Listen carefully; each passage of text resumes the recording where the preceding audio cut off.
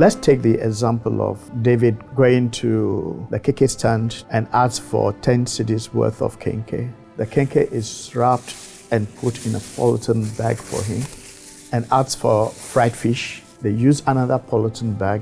They give him fresh pepper in a different polythene bag and wrap all this and put in a bigger polythene bag. Could David have done it differently?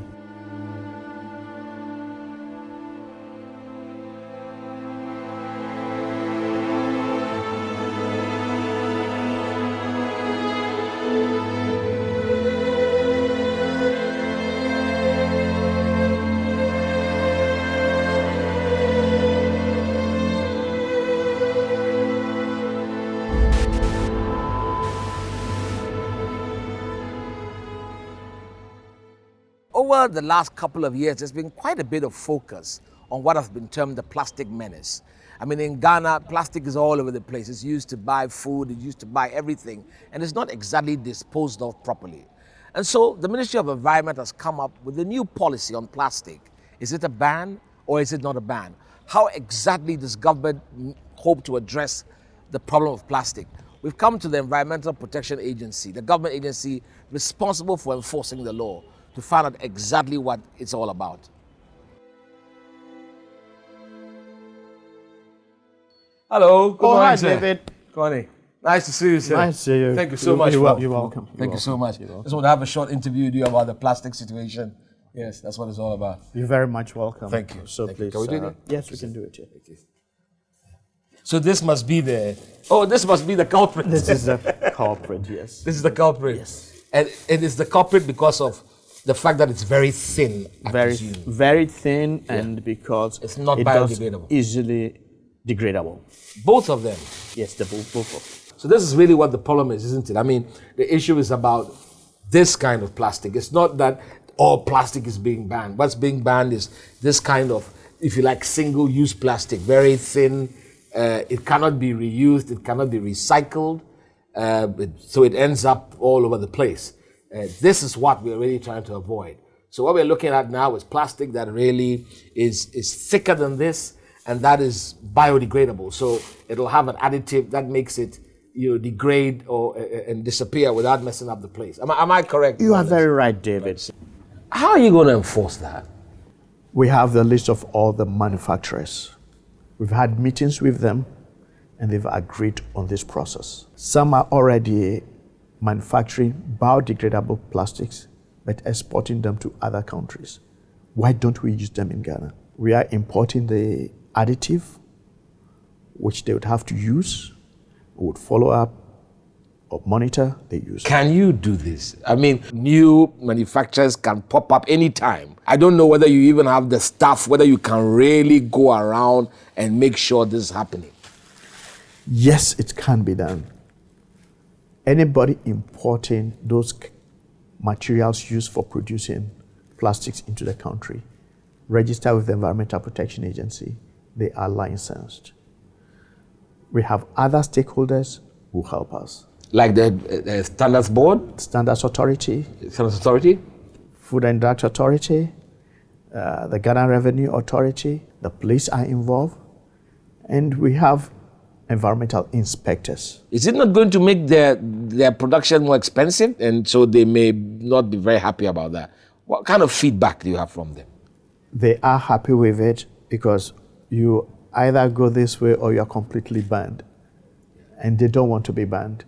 They rather want to help protect the environment. They were part of the committee that advised government to take the steps that government is taking. So we've had a chance to talk to the EPA, and they have more or less explained what it is that government's policy is on plastic. We need to talk to those who are involved in it. So we've got with us someone from the Plastic Manufacturers Association. As plastic manufacturers, you are not allowed to produce this kind of plastic. Do you accept that or not?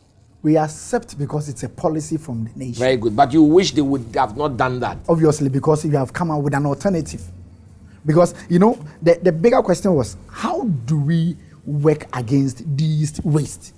Because since I use it only once and I cannot use it again, the proper disposal system is not in place. So that's part of the So problem. that indeed starts the problem. And even as it started, we have not had a way of curbing that problem. But the current policy, they are speaking to you, so They they are have your speaking to input. us, and our understanding is that don't ban anything, don't restrict production of anything. That's what you want. Yes. Why? Why is Because, that? you know, when we increase the thickness or the micronage of a plastic, it goes, the rippling effect goes down to the consumer.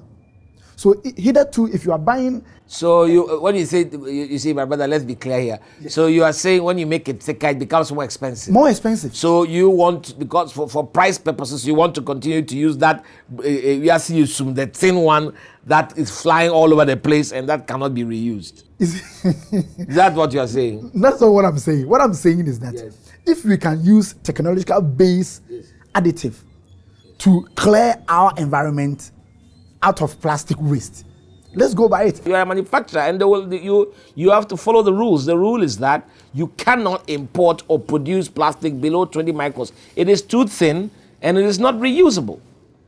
Yes. So you will follow. That is the policy of the nation. The new policy, and you will follow it. You will follow it.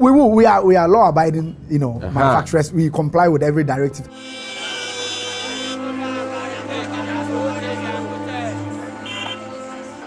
We've come to Kumasi to speak to the mayor about the problem of plastic in this city. The government says plastic producers need to produce plastic that is biodegradable. You're aware of that, aren't you? I mean, I think the policy is good, but let's try it. As we're banning certain kind of plastics, let's also encourage certain. My situation is just get the plastic out there. It shouldn't be there. How do you solve that problem? As I'm doing with Orange, a lot of people are unemployed. Get them on the streets, let them go around, and that should be their business. So the more you collect, the more you weigh, and you make more money. So it will attract people, and the filth won't be there. So that's my thinking. So I think vis-a-vis the new laws coming, if government want, we should also add something like that. Then we'll get it out entirely. Say plastic bag no somewhere because when no boy din obi wo ka kire ne say 3 cedis ene cap na ompe osefa guru mama 2 cedis nti omo ka tax omo pe because omo person omo boka no what to eya would go with black where their friend there we see assume eya would go with mu so me we are me dey be share we mu ansam stand dey share we are be stand there what na chese plastic rubber mensa mo ton aduane mo the plastic mo start say mo ya che some ba no mo afa o se munja some the plastic type be here na hamu e be ha mo amuto ade de bi wo ha oni ska o di talk up no so kitwa na o di man na eso nso rubber na ye so e be ha ye nyina. You sell your food and you always sell it with plastic. If they come and they say you cannot sell with this plastic, this type, are you going to be okay or not? I want to know what you think about that. If only they will be giving us different rubber for us to sell, then that one will be okay. You buy these bags? Yeah, we buy it. So what do you add it to the price of the food? Oh, no, we don't add it, but as for the pack, we add 50 pesos. Can you show me a pack? So you have different types you use. You have this one. You've got the leaf, which is my favorite really, and then you've got this as well. And we have this one too. And then you have this as well. Yeah. And where'd you get this? Do you just buy it? Did they supply it to you or what? No, we buy it. They've been coming here to sell it to you. So what is your name, my brother? My name is Nicholas Kwesitete. But what, are you a plastic seller or what? I see you going around with all these things. Yes, what are you doing? I'm distributor. You're a plastic distributor? Yes. So where do you get it from? From Blue Plus.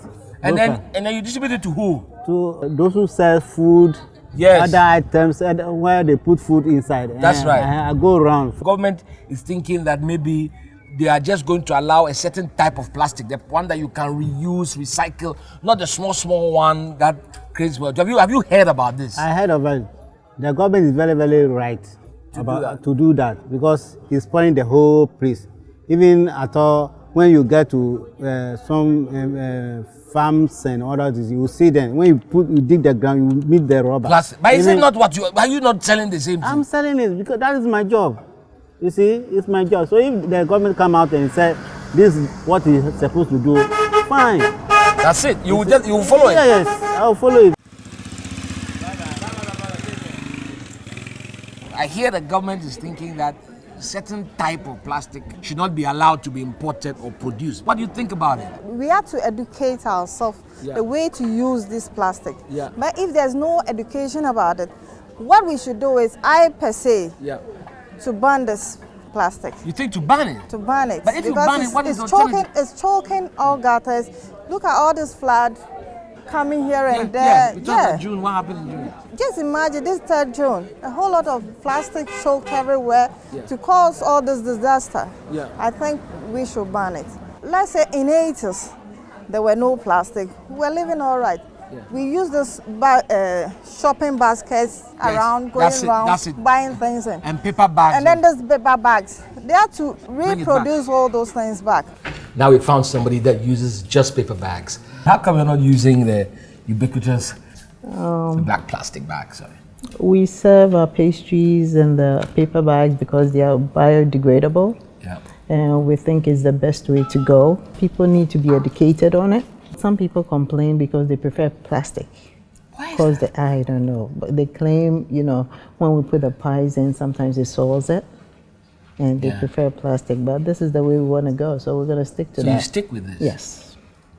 We've come to Baltic, who do quite a bit of plastic packaging for a range of products, to get a sense of what they think of the problem with plastic and government's policy at addressing the challenges it provides from an environmental point of view. Do you accept that when people say that you must take part of the blame for their mess? Yeah, we certainly take some responsibility. It's not just us, of course. There are many, many plastics that are causing issues out there.